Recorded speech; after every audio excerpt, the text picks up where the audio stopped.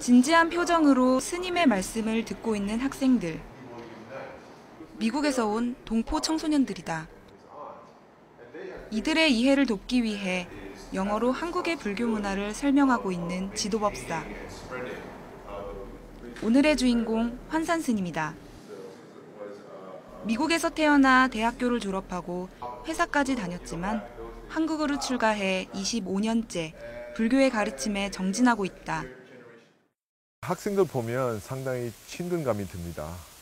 아무래도 이제 한국 부모 밑에서 그런 집안 환경이 한국적인데 그런 데서 이제 자라면서도 근데 일단 나가서 학교 다니면 또 이제 미국 사회에 들어가니까 그래서 그 두 가지 이렇게 문화적인 환경에서 이제 왔다 갔다 하니까 아무래도 이제 나이 어릴 때는 여러 가지로 고민도 생기고 질문도 생기는데 그래서 그런 거 볼 때는 상당히 어떤 동질감도 들고 이렇게 친근감이 듭니다.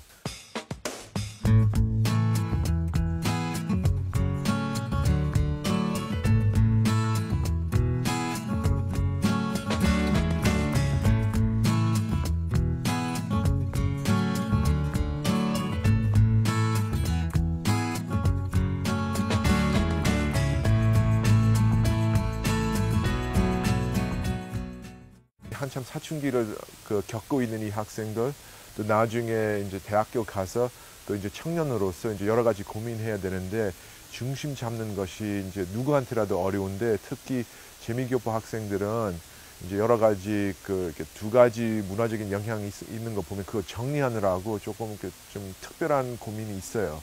그래서 그런 데서 우리나라 전통 불교 참선 수행법을 쓰면 현실적으로도 그렇고 또 여러 가지 면에서 상당히 도움이 될 거라고 생각하고 그렇게 기대하고 있습니다.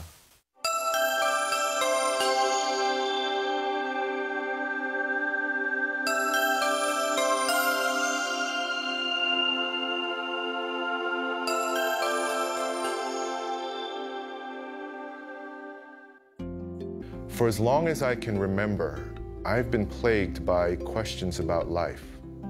Why are we born? What are we here to do or become? 배경이 좀 다르다고 해도 저희들이 다 똑같이 무상감을 느낍니다. 그래서 아무리 돈을 잘 벌고 학교도 잘 다니고 나중에 좋은 배우자를 만나고 좋은 직업을 얻어서 이제 아이들도 낳을 수도 있는데 근본적으로는 사람이란 존재는 일단 태어나면 늙어야 되고 병들어야 되고 또 마지막에는 이 육신이 죽을 수밖에 없는 건데 그 어떤 것이 참답게 사는 것인가 그런 고민이 제일 컸어요.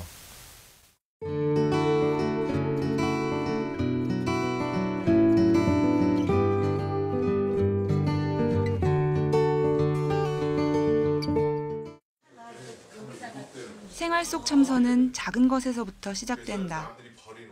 수많은 사람들이 자기 일을 제대로 했기 때문에 내 그릇에 밥이 들어오는 거예요. 그래서 완전히 인간적인 차원에서 부처님을 안 믿어도 그래도 이게 감사하는 뜻으로 밥을 먹어야 된다. 이제 그렇게 밥 한 공기, 쌀 한 톨에 담긴 정성을 상기시키며 식사 예절을 가르쳐주는 환산 스님. 도시 생활과 경쟁 사회에 지친 이들에게 소박한 한 끼 식사가 어떤 의미를 남길 수 있을까? 오른손을 이렇게 꼬리를 잡고 그냥 부드럽게 당기는 거예요. 틀려요. 작은 동작부터 따라해보는 학생들. 빈 그릇을 차례차례 꺼내는 손길에 묻어나는 정갈한 마음가짐만큼이나 단박한 한 끼 식사가 준비되었다. 어마어마한 성의가 들어간 거니까 첫 번째 게 낭비하지 말아야 돼요. 쌀 한 알이라도 낭비하면 안 되는 거예요. 복잡한 현대 사회를 살아가며 쌀 한 톨을 돌아볼 여유가 있는 사람은 얼마나 될까? 학생들은 평소에 잊고 있던 것들에 감사하는 법을 배우며 천천히 마음을 채워간다. 처음 출가했을 때는 이제 아까 말씀드렸듯이 항상 인생이 무상하다, 덧없다, 그리고 그런 좀 허무주의적인 생각이 많았어요. 근데 이제 참선을 하고 또 다른 스님들과도 접해보고 같이 지내기도 하고 또 특히 신도분들도 많이 만나보니까 갈수록에 사회생활 열심히 하는 분들에 대한 존경심이 많이 생겼어요. 그래서 우리 평범한 사람들, 그렇게 열심히 직장도 다니고 또 가정생활도 하면서 이제 아이들 키우고 그런 것이 존경스러워 보이고 상당히 그 자부심을 가질 만한 그런 모습으로 보입니다. 그래서 이렇게 더 열심히 공부해서 더 좀 도움이 되는 가르침을 같이 나누고 싶은 생각이 납니다.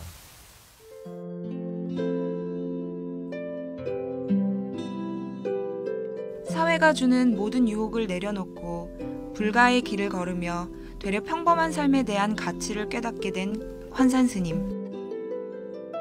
이제 더 많은 사람들과 깨달음을 나누고자 다양한 방법을 통해 바쁜 현대인들에게 간결한 수행법을 전하고 있다.